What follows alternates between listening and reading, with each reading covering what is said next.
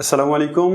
আশা করি সবাই ভালো আছেন। সবাইকে স্বাগত জানাচ্ছি আজকের জিকে ক্লাসে। আমি শাহিন স্যার আজকে আপনার সাথে, এবং আমরা আজকে একটা গুরুত্বপূর্ণ টপিক নিয়ে আলোচনা করব।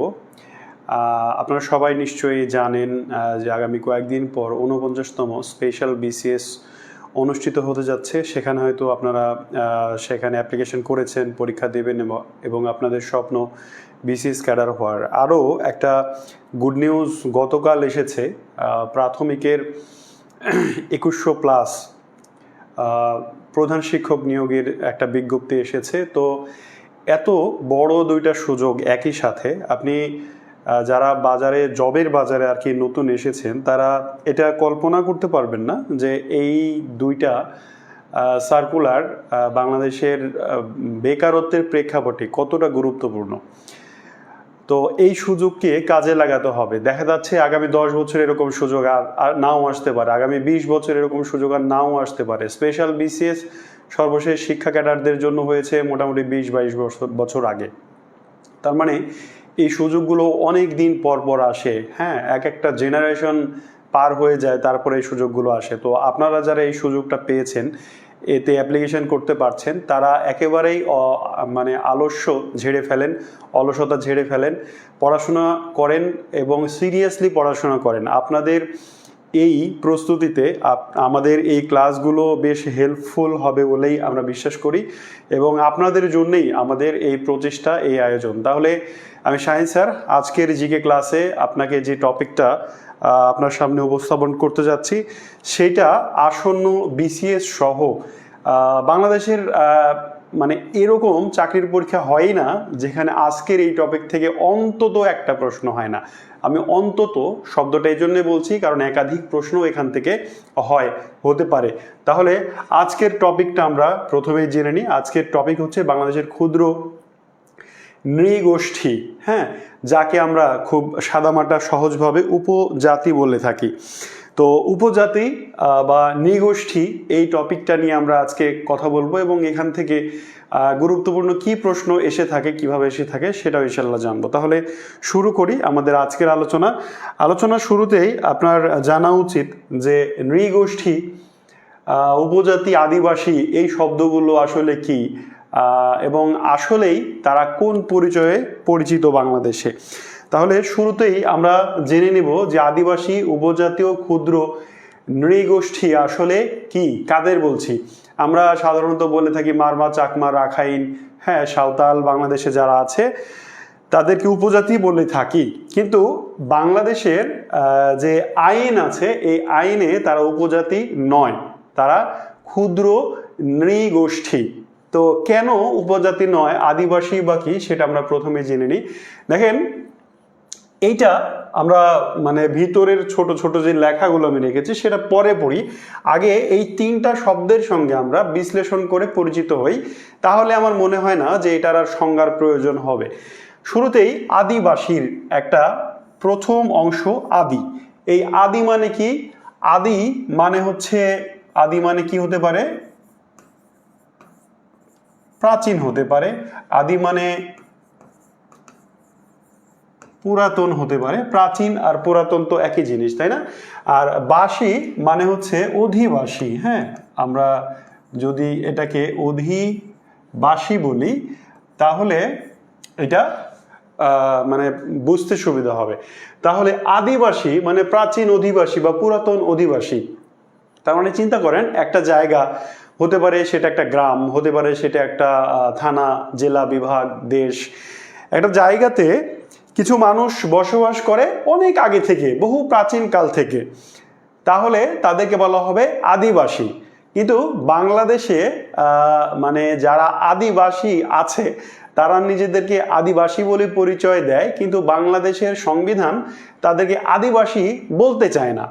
কেন বলতে চায় না, তার কিন্তু একটা বিশেষ কারণ আছে। দেখেন, একটা খুব সাধারণভাবে বোঝেন যে একটা জায়গায় আপনি গিয়েছেন, সিরিয়াল দিয়েছেন। কি দিয়েছেন? সিরিয়াল।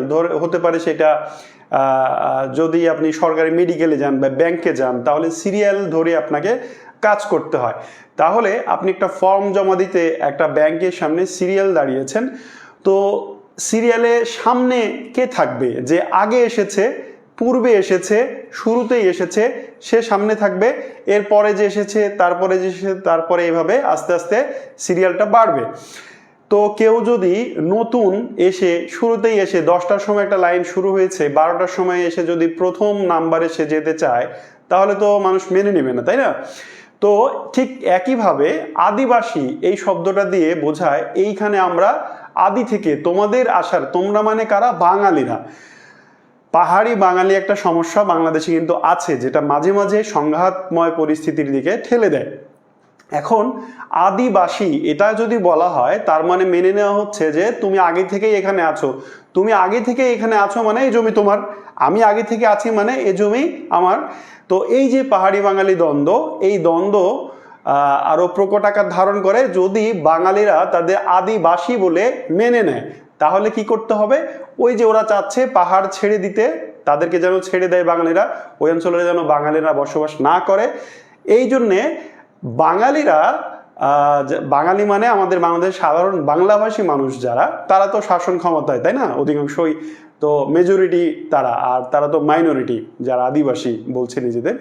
তো এই জন্যেই তাদের যেন একেবারেই দখলে চলে না যায় ওই জমিগুলো, ওই জায়গাগুলো, ওই জিনিসপত্রগুলো, এই জন্যে তাদেরকে আমরা বাঙালিরা আদিবাসী বলতে মানে নারাজ।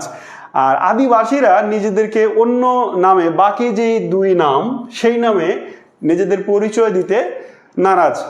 এই একটাই কারণ, আশা করি কারণটা বোঝাতে পেরেছি। তার মানে একটা জায়গায় আদি থেকে, বহু পূর্ব সময় থেকে, প্রাচীন কাল থেকে যে জাতি, যে জনগোষ্ঠী বসবাস করে তাকে বলা হয় আদিবাসী। পরেরটা আমরা যাই উপজাতি। এই একটা উপসর্গ, আপনারা নিশ্চয়ই জানেন। এই এখানে সদৃশ অর্থে ব্যবহৃত হয়েছে। উপজাতি মানে এখানে আবার ক্ষুদ্র অর্থেও ব্যবহার করা যেতে পারে। মানে আমি যদি বলি ছোট জাতি, হ্যাঁ, ছোট জাতি। আমরা তাহলে এইটাকে আসলে কি পজিটিভ কোনো কথা হচ্ছে? উপজাতি মানে জাতির অংশ, হ্যাঁ। উপশহর মানে কি? শহরের কাছাকাছি, শহরের অংশ, শহরের সদৃশ, তাই না? উপনদী মানে নদীর থেকে ছোট, মানে বড় নদীর থেকে ছোট, মানে ক্ষুদ্র অর্থে ব্যবহৃত হচ্ছে। তার মানে এই উপজাতির শব্দটা আসলে নেগেটিভ, নেতিবাচক। এর ইংরেজি শব্দ হচ্ছে ট্রাইব। তো উপজাতি আসলে কি আমরা একটু দেখি। যে উপজাতি হলো জাতির অন্তর্গত একটি ক্ষুদ্র শ্রেণীর নাম। উপজাতি বলতে এমন জাতিগোষ্ঠীকে বোঝায় যারা আলাদা রাষ্ট্র গঠন করতে পারেনি, কিন্তু আলাদা সংস্কৃতি, আলাদা ভাষা গড়ে তুলতে সক্ষম হয়েছে। তার মানে একটা দেশের বড় অংশের থেকে তারা বিচ্ছিন্ন। তারা আসলে মানে যদি সংখ্যায় বেশি হতো তাহলে তারাই একটা রাষ্ট্র গঠন করে ফেলতো। তো এটা হচ্ছে উপজাতি। তো এই উপজাতি নেগেটিভ একটা অর্থ প্রদান করে, তাই বাংলাদেশের সংবিধান একে গ্রহণ করেনি। পরেরটা হচ্ছে ক্ষুদ্র নৃগোষ্ঠী। এই ক্ষুদ্র মানে হচ্ছে কম। কিসে কম? সংখ্যায় কম। বাংলাদেশে ধরেন যে 16 কোটি মানুষ আছে, তার মধ্যে ধরে নেন 1 কোটি মানুষ, বা 1 কোটির কাছাকাছি ধরে নিলাম রাউন্ড ফিগারে 1 কোটি মানুষ, তাদের ধর্ম, তাদের ভাষা, তাদের সংস্কৃতি এগুলো আলাদা, এই সাধারণ অন্য 15 কোটির সঙ্গে মেলে না। তারা কি? তারা সংখ্যায় কম। এই জন্যে এই ক্ষুদ্র মানে জনসংখ্যায় কম একটা জাতিগোষ্ঠীকে বোঝাতে আমরা ক্ষুদ্র নৃগোষ্ঠী শব্দটা ব্যবহার করি, এবং এটাই বাংলাদেশে সংবিধানে প্রচলিত। এবং 2010 সালে যে আইন হয়েছে বাংলাদেশে, সেই আইন অনুযায়ী তারা ক্ষুদ্র নৃগোষ্ঠী, যার ইংরেজি নাম হচ্ছে মাইনরিটি এথনিক গ্রুপ, ঠিক আছে? তাহলে দেখেন তো বাংলাদেশে যারা পাহাড়ি অঞ্চলে বিশেষ করে বসবাস করে, যদি নাম ধরে বলি মারমা, চাকমা, তারপরে হচ্ছে খাসিয়া, গারো, সাঁওতাল, রাখাইন, এরকম আরও আছে। এই আরও সংখ্যাটা আমি একটু পরে বলছি। তো এদের আসলে বাংলাদেশে তারা কি নামে পরিচিত হয়? সাংবিধানিক এবং আইনগতভাবে তারা ক্ষুদ্র নৃগোষ্ঠী। তবে আবারও বলছি, তারা নিজেদেরকে আদিবাসী বলে পরিচয় দিতেই ভালোবাসে। তাহলে নিশ্চয়ই বুঝেছি আমরা আদিবাসী, ক্ষুদ্র নৃগোষ্ঠী এবং উপজাতি কি জিনিস। তাহলে এইবার আমাদের দেশে এই যে বললাম সংখ্যায় আরো আছে, এই আরোর সংখ্যাটা কত? এটা অনেক অনেক গুরুত্বপূর্ণ। আপনাকে পরীক্ষায় জিজ্ঞেস করবে বাংলাদেশে বর্তমানে ক্ষুদ্র নৃগোষ্ঠীর সংখ্যা কত, অথবা কয়টি ক্ষুদ্র নৃগোষ্ঠী বসবাস করে। অনেকেই আছেন কমেন্ট করছেন। সুমাইয়া ইসলাম কণিকা বলছেন যে আচ্ছা সালাম দিয়েছেন, মিস করেন। আচ্ছা যাই হোক, আরও অনেকেই আছেন। সব কমেন্ট এখন না পড়ে আমরা আসলে পড়ার দিকেই আসি। তো যদি আমার পড়া বুঝতে সমস্যা হয় তাহলে নিশ্চয়ই আপনি জানাবেন কমেন্ট করে। যেটা বলছিলাম, উপজাতি। তাহলে বাংলাদেশে উপজাতির সংখ্যা কত? এইটা অনেক বড় এবং খুবই গুরুত্বপূর্ণ একটা প্রশ্ন। আপনাকে কি প্রশ্ন করবে? বলবে বাংলাদেশে কতটি ক্ষুদ্র নৃগোষ্ঠী বসবাস করে, অথবা তাদের সংখ্যা কত। তাহলে এখানে দুইটা ফিগার আমরা পাই, একটা হচ্ছে 50টি আর একটা হচ্ছে 48টি। দুইটা সংস্থার মতে দুই ধরনের। দেখেন বাংলাদেশে এরকম বেশ কিছু বিতর্কিত বিষয় সংখ্যা পরিমাপের ক্ষেত্রে আছে। যেমন আমাদের ইসলাম ধর্মে একটা বিতর্ক আছে নবী রাসূলদের সংখ্যা নিয়ে, তাই না? কারো মতে 1,40,000 নাকি 24,000, আর আরেকটার মতে হচ্ছে 2 লক্ষ। মানে পার্থক্যটা, ডিফারেন্সটা হচ্ছে লাখের। হ্যাঁ, কাদের মধ্যে 1 লাখ আর অন্যদের মধ্যে 2 লাখ, তার মানে 1 লাখের পার্থক্য। তারপরে হচ্ছে বাংলাদেশের সীমানা নিয়ে বিজিবির এক ধরনের তথ্য আছে, মাধ্যমিক ভূগোল বইয়ে এক ধরনের তথ্য আছে। তো এইভাবেই দেখেন সরকারি গেজেট অনুসারে বাংলাদেশে ক্ষুদ্র নৃগোষ্ঠীর সংখ্যা 50টি, আর পার্বত্য চট্টগ্রাম পরিষদের রিপোর্ট অনুযায়ী 48টি। ঠিক আছে, এবার পরীক্ষায় আসলে কোনটা অ্যান্সার করব? পরীক্ষায় আসলে এটাই আমরা অ্যান্সার করব। ঠিক আছে, যদি কোনো কারণে 50টি না থাকে সেক্ষেত্রে 48টি অ্যান্সার করব। আশা করি বোঝাতে পেরেছি। তাহলে বাংলাদেশে 50টি, বাংলাদেশ সরকারের যে গেজেট, সেই গেজেট অনুযায়ী 50টি উপজাতি বসবাস করে। বাংলাদেশি উপজাতিদের মধ্যে তাদের যে জনসংখ্যা সেটা আমরা একটু দেখি। 16,50,000 বাংলাদেশে এই যে ক্ষুদ্র নৃগোষ্ঠী আছে বা উপজাতি যাদেরকে বলছি আমরা, এদের সংখ্যা কত? 16,50,000, যারা বাংলাদেশের মোট জনসংখ্যার অনলি 1%। ওই যে বললাম সংখ্যায় কম, কত পার্সেন্ট? এই 1% হচ্ছে এই ক্ষুদ্র নৃগোষ্ঠী বা উপজাতি, আর বাকি 99% আমরা হচ্ছি বাঙালি। এই বাঙালিদের মধ্যে আর অনেক ধরন আছে, ভাষার আঞ্চলিকতার ভিত্তিতে। সিলেটি আছে, চট্টগ্রামের আছে, তাই না? তারপরে হচ্ছে ময়মনসিংহ অঞ্চলের এক ধরনের ভাষা। আমরা বাঙালি বলতে মানে সব বাংলাই কিন্তু সব জায়গায় এক রকমের না। সিলেটি বাংলা যদি আপনি শুনেন, আপনি যদি মানে উত্তরবঙ্গের বা দক্ষিণবঙ্গের লোক হয়ে থাকেন, তাহলে সিলেটি একজন মানুষ তাদের সিলেটি বাংলায় যখন কথা বলবে, আপনি ডাবিং না করে দিলে, তর্জমা তাফসীর না করে দিলে আপনি বুঝবেন না। ঠিক চট্টগ্রামেরও প্রায় কাছাকাছি একই অবস্থা। বরিশালের ভাষা কিছুটা প্রায় বোঝা যায়, বরিশাল নোয়াখালীর কিছু শব্দ বাদে প্রায় বোঝা যায়। তো যাই হোক, ওদিকে যাব না। বলছিলাম যে বাঙালিদের সংখ্যা বাংলাদেশে 99%, আর বাংলাদেশে যে উপজাতি বা ক্ষুদ্র নৃগোষ্ঠী আছে তাদের সংখ্যা আমাদের মোট জনসংখ্যার 1%। এটাও কিন্তু পরীক্ষায় আসে। এই সংখ্যাটা খুব একটা গুরুত্বপূর্ণ নয়, গুরুত্বপূর্ণ এই 50 আর 1%। এটা আরো গুরুত্বপূর্ণ, বাংলাদেশে এই যে 50টি উপজাতি আছে এর মধ্যে সবচেয়ে জনসংখ্যা বেশি বা বৃহত্তম উপজাতি চাকমা। হ্যাঁ, চাকমার পরে দ্বিতীয় অবস্থানে আছে মারমা। হ্যাঁ, আপাতত এই দুইটা জানলেই চলবে। তাহলে বাংলাদেশে যে 50টি উপজাতি আছে তাদের মধ্যে জনসংখ্যায় সর্ববৃহৎ উপজাতির নাম চাকমা, দ্বিতীয় স্থানে আছে মারমা, আর সবচেয়ে কম ছোট মানে জনসংখ্যায় সবচেয়ে কম উপজাতি যেটা, সেটা হচ্ছে ভিল। ভিল বাংলাদেশের আরও একটা উপজাতি যাদের জনগণ মাত্র এই যে যখন 50টি 2022 সালের তথ্য এটা, এরপরে মানে 22 সালের জনশুমারি যেটা হলো সেইটার তথ্য অনুযায়ী বাংলাদেশে ভিল এই উপজাতির লোকজন বসবাস করে মাত্র 95 জন। এটা বাংলাদেশের জনসংখ্যার সবচেয়ে ছোট উপজাতি। বাংলাদেশে এই 50টি উপজাতির মধ্যে 49টি উপজাতির বিভিন্ন ধর্ম আছে, তারা কেউ মুসলিম নয়। একটু খেয়াল করেন, বাংলাদেশে ধর্মীয় দিক থেকে মুসলিম মেজরিটি, তাই না? অধিকাংশ মানুষই ইসলাম ধর্মের অনুসারী। এখন বাংলাদেশে যে 50টি উপজাতি থাকলো, এদের মধ্যে একটি উপজাতি তারা ইসলাম ধর্মের অনুসারী এবং তার নাম হচ্ছে পাঙ্গন। খুবই গুরুত্বপূর্ণ এই তথ্যটা, খুবই গুরুত্বপূর্ণ যে বাংলাদেশে একমাত্র মুসলিম উপজাতি কোনটি? পাঙ্গন। অসংখ্যবার পরীক্ষায় এসেছে, আরো অসংখ্যবার হয়তো আসবে। এইটা আরো অত্যন্ত গুরুত্বপূর্ণ একটা প্রশ্ন, মানে এখানে যা আছে আসলে সবই গুরুত্বপূর্ণ বলেই তো আমি নিয়েছি, তাই না?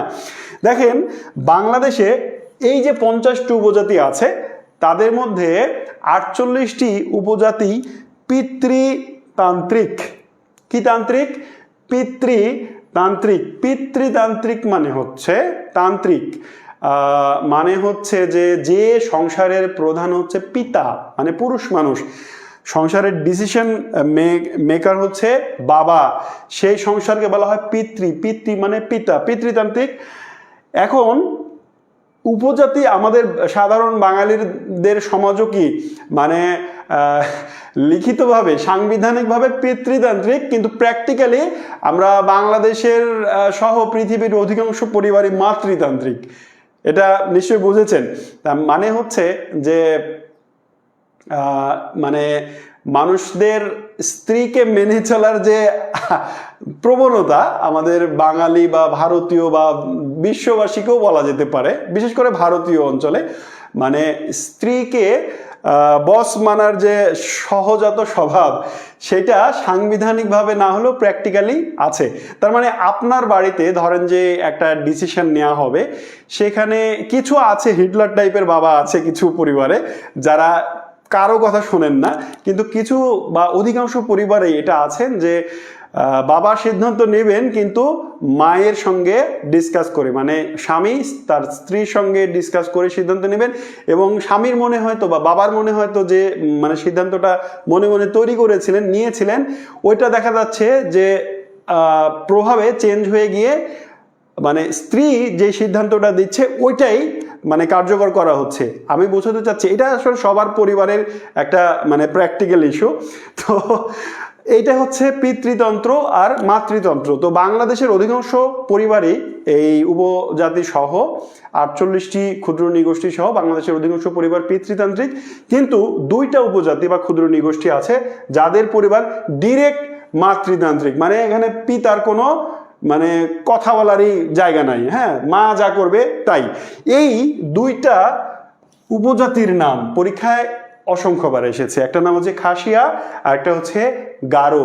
খাসিয়া আর কি গারো আমরা সংক্ষেপে মনে রাখবো খাগা মা।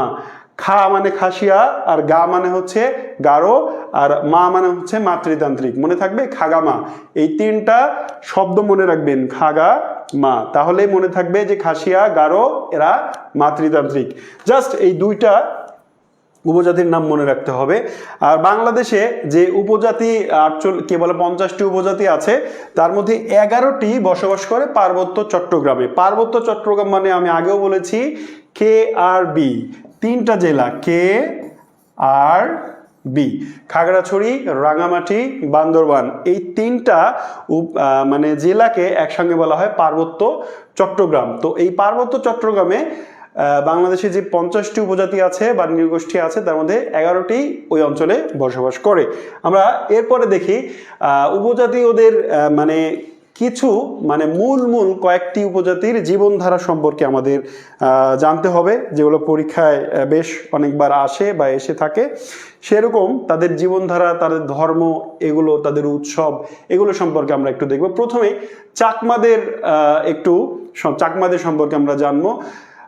একটু আগে আমি বলেছি যে চাকমা বাংলাদেশের জনসংখ্যার বৃহত্তম উপজাতি, এবং চাকমারা বসবাস করে কোথায়? KRBC-তে। চাকমারা বসবাস করে বাংলাদেশের কোন অঞ্চলে?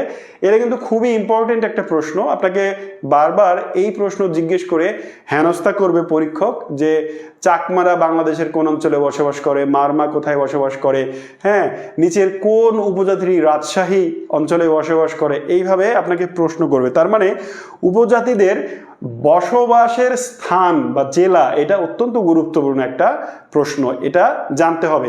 আপনার পক্ষে 50টি উপজাতির মানে বসবাসের স্থান মুখস্থ করা সম্ভব নয়, এটা মনে হয় প্রয়োজনও নাই।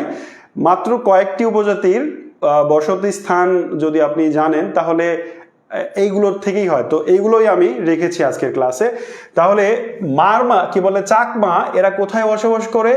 কে মানে একটু আগেই বলেছিলাম খাগড়াছড়ি, কে মানে কি খাগড়াছড়ি, আর মানে হচ্ছে রাঙা মাটি, বি মানে হচ্ছে বান্দরবান, আর সি মানে হচ্ছে কক্সবাজার। ঠিক আছে, লেখাগুলো যদিও ছোট ছোট হলো, আপনারা খাতায় লিখে নেবেন এগুলো, যে বাংলাদেশে এই যে চাকমা এরা সবচেয়ে বেশি বসবাস করে খাগড়াছড়িতে, রাঙামাটিতে, বান্দরবানে, আর কিছু বসবাস করে কক্সবাজারে। ঠিক আছে, এই হচ্ছে বাংলাদেশে আমাদের চাকমাদের বসবাসের স্থান। চাকমারা বৌদ্ধ ধর্মের অনুসারী, তাদের উৎসব একটা বিজু, মাঘী কি বলে যে ফাল্গুনী পূর্ণিমা, তারপর হচ্ছে মাঘী পূর্ণিমা, বৌদ্ধ পূর্ণিমা, কঠিন চিবর দান, এই উৎসবগুলো কাদের? চাকমাদের। আবার মারমাদের মধ্যেও গিয়ে আমরা এই উৎসবগুলো দেখব। যেমন মুসলমানদের প্রধান ধর্মীয় উৎসব দুটি ঈদ, হিন্দুদের ধর্মীয় উৎসব দুর্গা পূজা, কালী পূজা, গণেশ পূজা, সরস্বতী পূজা ইত্যাদি। ঠিক একইভাবে যারা বাংলাদেশে চাকমা বসবাস করে তারা তো ধর্মের দিক দিয়ে বৌদ্ধ ধর্মের অনুসারী, এবং তাদের উৎসব বিজু, ফাল্গুনী পূর্ণিমা, ওই যে একটা গান আছে না, আজ ফাল্গুনী পূর্ণিমা রাতে পালায়ে যায় নাকি, এরকম একটা গান আছে না, তো এটা আসলে ওই দুষ্টু লোকটা একটা মেয়েকে আসলে প্ররোচিত করছে এইভাবে যে আজকে এই যে ফাল্গুনী মানে কি, ফাগুনি সংক্ষেপে যদি এইভাবে বলি, ফাগুনি যে পূর্ণিমার রাত, এই যে মানুষ উৎসব অনুষ্ঠান করবে, ওরা উৎসব অনুষ্ঠানে ব্যস্ত থাক আর তুই আর আমি চল পালায়ে যাই, মানে গানটা এরকমই ছিল অনেকটা। তো যাই হোক, এই ফাগুনি পূর্ণিমা বা ফাল্গুনী পূর্ণিমা, মাঘী পূর্ণিমা, সাথে বৌদ্ধ পূর্ণিমা আর কঠিন চিবরদান, এগুলো হচ্ছে চাকমাদের অনুষ্ঠান। তবে বিজু তাদের সবচেয়ে বড় অনুষ্ঠান। ঠিক আছে, তাদের ভাষা চাকমা, চাকমাদের নিজস্ব ভাষার নামই হচ্ছে চাকমা। চাকমা ভাষায় একটা বই যেটা হচ্ছে যে উপন্যাস, চাকমা ভাষায় একটা উপন্যাস লেখা হয়েছে যার নাম হচ্ছে ফেবো। এটা কিছুদিন আগ পর্যন্ত পরীক্ষা অনেক আসতো যে চাকমা ভাষায় রচিত প্রথম উপন্যাস কোনটি, অ্যান্সার হচ্ছে ফেবো।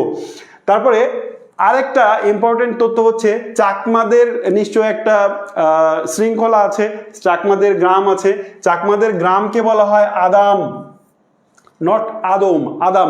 আপনাকে জিজ্ঞেস করবে চাকমাদের গ্রাম প্রধানকে কি বলা হয়, তারপরে বলবে চাকমাদের হচ্ছে যে সার্কেল প্রধানকে কি বলা হয়, এভাবে প্রশ্ন করবে। আপনি বই খুলে দেখেন, এরকম প্রশ্ন কিন্তু বহুবার এসেছে। তাহলে আদাম, ঠিক আছে, চাকমাদের গ্রামের প্রধানকে বলা হচ্ছে আদাম, চাকমাদের গ্রামকে বলা হচ্ছে আদাম, আর গ্রামের প্রধান, আদামের প্রধান হচ্ছে কারবারি। হ্যাঁ, আমরা ব্যবসায়ী, কারবারি বলতে ব্যবসায়ীকে বুঝি সাধারণ বাংলায়, কিন্তু চাকমাদের কারবারি যে তার কারবার কি নিয়ে, গ্রাম সামলানো নিয়ে। তাহলে গ্রামের নাম কি যেন, আদাম, মানে গ্রামকে বলা হয় আদাম, আদামের যিনি প্রধান তিনি কারবারি। তারপরে কয়েকটি এরকম গ্রাম বা আদাম নিয়ে তৈরি হয় একটা মৌজা, আর এর প্রধানকে বলা হয় হেডম্যান। একটু বুঝেন বিষয়গুলো, মানে গ্রাম হচ্ছে আদাম, আদামের প্রধান হচ্ছে কে, কারবারি। কয়েকটি এরকম আদাম বা গ্রাম নিয়ে তৈরি হয় একটি মৌজা, আর এই মৌজার যিনি প্রধান তাকে বলা হচ্ছে হেডম্যান। ঠিক আছে, হেড মানেই তো প্রধান, হেডম্যান। কয়েকটি মৌজা মিলে তৈরি হয় একটি সার্কেল, আর এই সার্কেলের প্রধানকে বলা হয় রাজা। তাহলে চাকমাদের সর্বোচ্চ পদবি হচ্ছে রাজা, রাজার নিচে আছে হেডম্যান, হেডম্যানের নিচে আছে কারবারি। এ বেটা হচ্ছে গ্রামের প্রধান, আর এ বেটা হচ্ছে সার্কেলের প্রধান, আর এ বেটা হচ্ছে সবগুলোর প্রধান। ঠিক আছে, রাজা এটা বংশানুক্রমিক নির্ধারণ করা হয়, রাজার ছেলেই রাজা হবে এরকম ভাবে। চাকমাদের প্রধান পোশাক হচ্ছে পিনন হাদি। চাকমারা যে পোশাকটা পরে এই অনেকটা স্কার্টের মতো, মানে আমি আবার ঠিক স্কার্ট বললাম, স্কার্ট মানে হচ্ছে নিশ্চয়ই মেয়েরা ভালো জানেন, স্কার্ট মানে হচ্ছে যে নিচে একটা অংশ পোশাক থাকবে, উপরে আরেকটা অংশ। হ্যাঁ, এটা হচ্ছে মানে সাধারণ স্কার্টের মতো অনেকটা একটা পোশাক মেয়েদের, যার নাম হচ্ছে পিনন হাদি। চাকমা সার্কেলের প্রধান কার্যালয় হচ্ছে রাঙামাটিতে। এটা কিন্তু গুরুত্বপূর্ণ একটা প্রশ্ন, আসলে সবই গুরুত্বপূর্ণ। হ্যাঁ, আপনাকে জিজ্ঞেস করবে যে চাকমা সার্কেলের প্রধান কার্যালয় কোথায়, রাঙামাটি, মনে রাখতে হবে। আমরা এরপরে মারমাদের কাছে একটু ঘুরে আসবো। এই যে আমি একটা আমাদের মারমা ভাইদের একটা অনুষ্ঠানের ছবি এখানে নিয়ে রেখেছি, যে তারা সামনে হচ্ছে যে একটা ক্যাপের মতো কাগজের তৈরি ক্যাপ, যেটা আমরা বিভিন্ন রাজনৈতিক মিছিলে পড়তে দেখি। সামনে চাদর টাইপের একটা পোশাক এবং লুঙ্গি টাইপের একটা পোশাক তারা পরে আছে। তো এ হচ্ছে আমাদের মারমা বললাম বাংলাদেশের দ্বিতীয় বৃহত্তম উপজাতি। এরা কেআরবিতে বসবাস করে, খাগড়াছড়ি, রাঙামাটি, বান্দরবানে। এরাও ধর্মীয় দিক দিয়ে বৌদ্ধ ধর্মের অনুসারী হওয়ায় এদের অনুষ্ঠান চাকমাদের সঙ্গে অনেকগুলো অনুষ্ঠানের একেবারে হুবহু মিল আছে। ঠিক আছে, চাকমাদের ধর্মীয় অনুষ্ঠান আর মারমাদের ধর্মীয় অনুষ্ঠান একই রকম। এদের ভাষা হচ্ছে পালি। ঢাকা ইউনিভার্সিটিতে সম্ভবত পালি এই সাবজেক্টটা পড়ানো হয়। এটা প্রায় বিলুপ্ত একটা ভাষা। তো মারমারা কথা বলে এই পালি ভাষায়। মারমাদের গ্রামকে বলা হয় রোয়া। একটু খেয়াল করেন, দেখেন, চাকমাদের গ্রামকে বলা হচ্ছিল আদাম, আর মারমাদের গ্রামকে বলা হচ্ছে রোয়া। ঠিক আছে, আদামের প্রধান ছিল কারবারি, আর রোয়ার প্রধান হচ্ছে রোয়াজা। আবার কখনো কখনো তারা একেও কারবারি বলে, মানে চাকমাদের সঙ্গে এখানেও একটু মিল আছে। তারপরে এখানেও মৌজার প্রধান হেডম্যান, আবার যিনি সার্কেলের প্রধান তিনি রাজা। তবে এর সাথে আরেকটা শব্দ আছে বোমাং রাজা। ঠিক আছে, বোমাং রাজা। চাকমাদের ছিল শুধু রাজা, আর মারমাদের বোমাং রাজা। চাকমাদের সার্কেলের কার্যালয় ছিল রাঙামাটিতে, আর মারমাদের হচ্ছে বান্দরবানে। ঠিক আছে, মারমারা পূর্বে মগ নামে পরিচিত ছিল। মগ জলদস্যু। আমরা কিছু হলেই বলি মগের মুল্লুক পেয়েছো। এই মগের মুল্লুক মানে কি? আমরা অরাজকতা বুঝাই। মগের মুল্লুক মানে আমরা অরাজকতা বুঝি। তো এই চাকমারা একসময় যখন এই যে বাংলায় শায়েস্তা খান বা বাংলায় মুঘল শাসন যখন চলছিল, তখন চাকমারা এই পর্তুগিজ জলদস্যুদের সঙ্গে মিলিত হয়ে বাংলাদেশের চট্টগ্রাম অঞ্চলে লুটতরাজ দস্যুবৃত্তি করত। হ্যাঁ, এই জন্যে তারা মগ, এটা হচ্ছে তাদের নেগেটিভ নাম, তারা ওই নামটা চেঞ্জ করে নিজেদেরকে মারমা বলেই পরিচয় দিতে এখন স্বাচ্ছন্দ্য বোধ করে। তারা নিজেদের আর মগ বলে পরিচয় দেয় না। কেন? কারণ মগের ইতিহাস নেতিবাচক। আচ্ছা, মুঘল আমলে এই যে এটা তো বললামই, তারা হচ্ছে সম্পদ লুণ্ঠন করতো। এবার আমরা খাসিয়া সম্পর্কে একটু জানি। খাসিয়া বাংলাদেশের মূলত সিলেট, মৌলভীবাজার এই অঞ্চলে প্রধানত বসবাস করে। সবচেয়ে বেশি বসবাস করে সিলেটে, এরপরে মৌলভীবাজারে, আর কিছু খাসিয়া হবিগঞ্জ, সুনামগঞ্জ, নেত্রকোনা এই অঞ্চলেও বসবাস করে। দেখেন, এখানে যতগুলো জেলার নাম আছে সবগুলো জেলাতে যে একই ধরনের একই পরিমাণ চাকমা কি বলে খাসিয়া বসবাস করে এরকমটি নয়।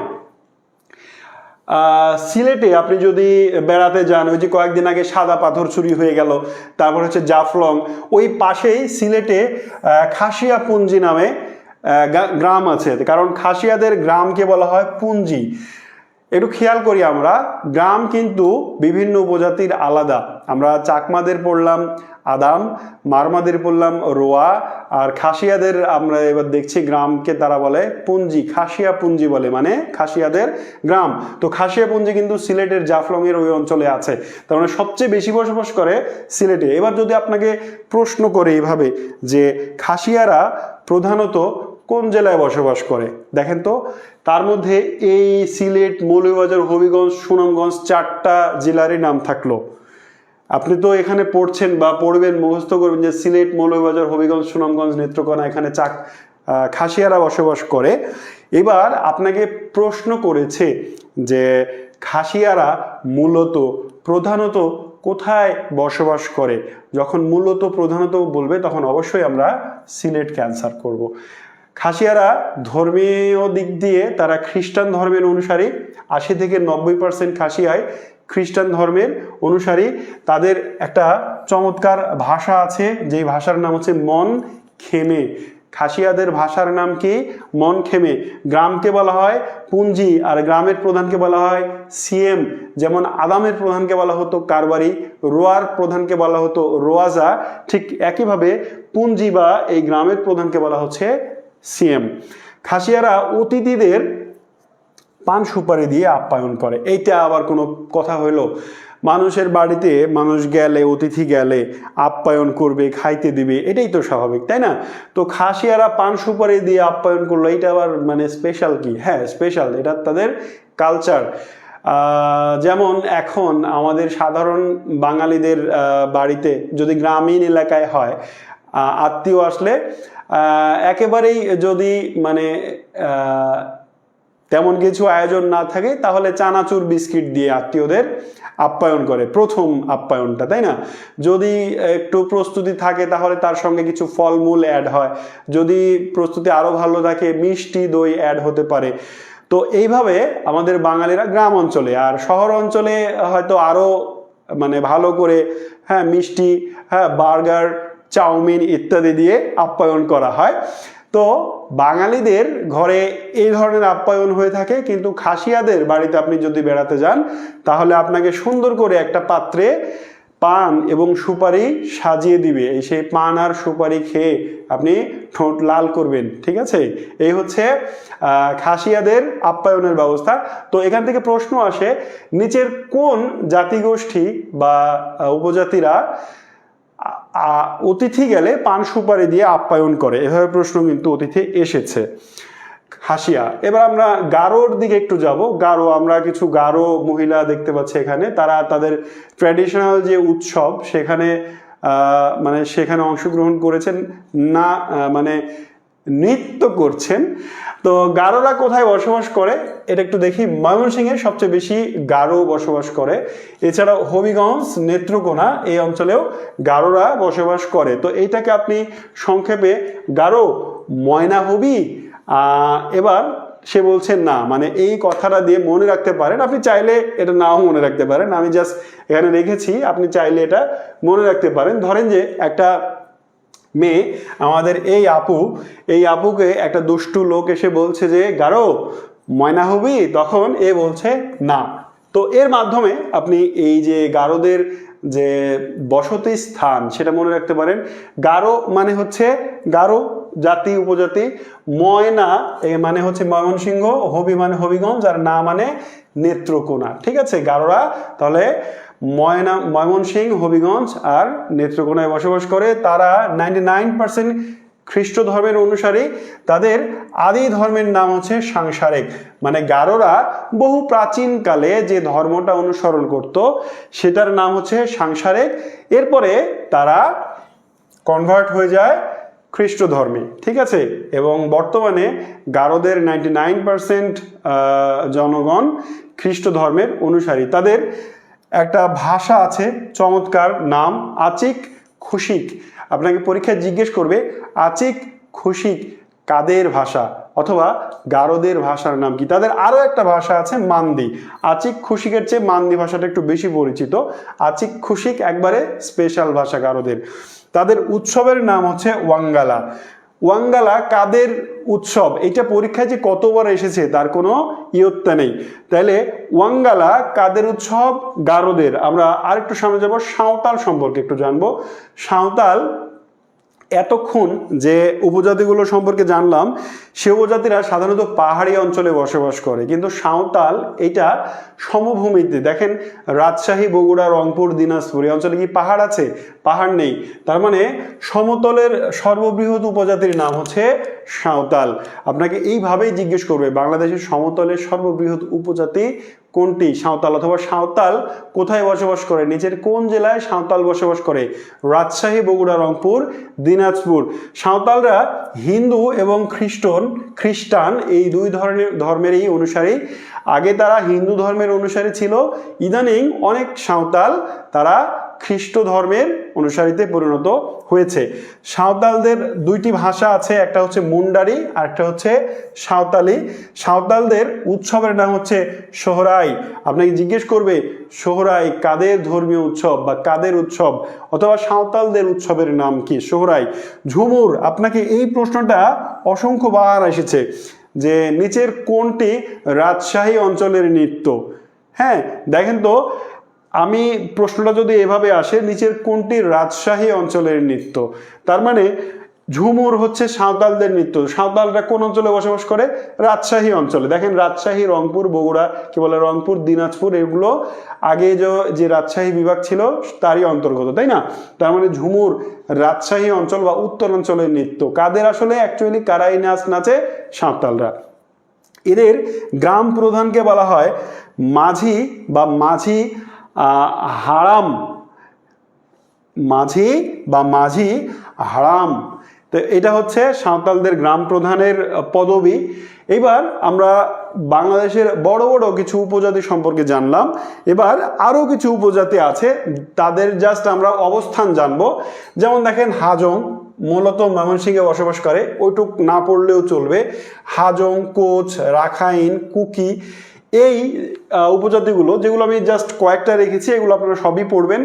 এখন একটা জিনিস খেয়াল করব আমরা, বাংলাদেশি উপজাতিরা বা ক্ষুদ্র নৃগোষ্ঠীরা অধিকাংশই বসবাস করে পার্বত্য অঞ্চলে। পাহাড় আছে বাংলাদেশের কোন অঞ্চলে? চট্টগ্রাম, পার্বত্য চট্টগ্রাম, অর্থাৎ চট্টগ্রাম, কক্সবাজার, রাঙামাটি, বান্দরবান, খাগড়াছড়ি, ওই পূর্ব অঞ্চলে হবিগঞ্জ, তারপরে মৌলভীবাজার, তারপরে সিলেট, তারপরে বাংলাদেশের উত্তরের কিছু জেলা যেমন ময়মনসিংহ, নেত্রকোনা, এই অঞ্চল দিয়ে মূলত কি উপজাতিরা বসবাস করে। কিন্তু বাংলাদেশের উত্তরাঞ্চল বলতে আমরা যে বুঝি রাজশাহী বিভাগ এবং রংপুর বিভাগ, এই অঞ্চলে উপজাতি সংখ্যা খুবই কম। তো আপনি কি করবেন, রাজশাহী এবং রংপুর বিভাগে যে উপজাতিগুলো বসবাস করে তাদের স্পেশালি মনে রাখবেন। যেমন দেখেন আমরা রাজশাহী, রংপুরে পাচ্ছি এই লাইনটা, এই লাইনটা, এইটা, হ্যাঁ, এই কয়েকটা একটু খেয়াল করি আমরা। কি? রাজবংশী, ওরাও, কোল, এই তিনটা উপজাতি এর সাথে যুক্ত হবে সাঁওতাল, যেটা আগে পড়ে আসলাম। তাহলে সাঁওতাল, রাজবংশী, ওরাও, কোল, এই উপজাতিগুলো মূলত রাজশাহী এবং রংপুর বিভাগের বিভিন্ন জেলায় বসবাস করে। বাওয়ালি কাদের বলা হয়? সুন্দরবনে যারা গোলপাতা সংগ্রহ করে তারাও এক ধরনের উপজাতি, তাদেরকে বলা হয় বাওয়ালি। আমরা একটু আগে পড়লাম যে একমাত্র মুসলিম উপজাতি পাঙ্গন। আরও কয়েকটা উপজাতি সম্পর্কে একটু জেনে নেবেন।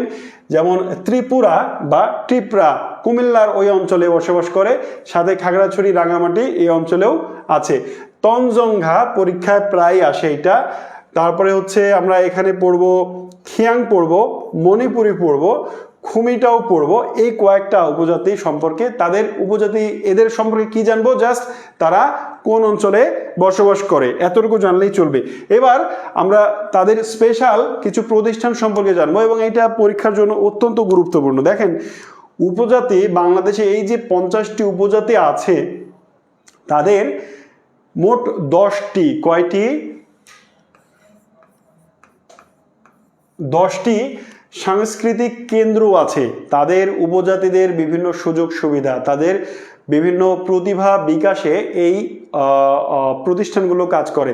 শুধু প্রতিভা বিকাশেই নয়, তাদের বিভিন্ন অধিকার সংরক্ষণ এবং তাদের সামাজিক, রাষ্ট্রীয় এবং বৈদেশিক বিভিন্ন সাহায্য সহযোগিতা করার বড় একটা মাধ্যম হচ্ছে এই সাংস্কৃতিক প্রতিষ্ঠানগুলো। তাহলে আমরা একটু দেখি বাংলাদেশের প্রথম উপজাতিদের জন্য বাংলাদেশে প্রথম তৈরি হয়েছিল যে সাংস্কৃতিক প্রতিষ্ঠান, সেটার নাম হচ্ছে ক্ষুদ্র নৃগোষ্ঠী সাংস্কৃতিক একাডেমি। এইটা নেত্রকোনার বিরিশিরিতে অবস্থিত। আপনাকে জাস্ট এই প্রশ্নটা অনেকবার এসেছে যে বাংলাদেশে উপজাতিদের জন্য তৈরি প্রথম প্রতিষ্ঠান কোনটি, অথবা ক্ষুদ্র নৃগোষ্ঠী সাংস্কৃতিক একাডেমি কোথায় অবস্থিত? নেত্রকোনার বিরিশিরিতে। এরকম আরও এই 10টা উপজাতির মানে প্রতিষ্ঠান সম্পর্কে আপনাকে জানতে হবে। এখন আপনার মনে হতে পারে সব তো একই, দেখেন একই না। এটা হচ্ছে ক্ষুদ্র নৃগোষ্ঠী সাংস্কৃতিক একাডেমি, আবার এটার নাম হচ্ছে ললিতকলা, মণিপুর ললিতকলা একাডেমি। এই মণিপুরী ললিতকলা একাডেমি আবার মৌলভীবাজারে। আবার দেখেন এটা হচ্ছে সাংস্কৃতিক কেন্দ্র, এটা হচ্ছে ইনস্টিটিউট, এটা ইনস্টিটিউট। এখন এই ইনস্টিটিউট আরো কয়েকটা আছে, যেমন এইটা একটা।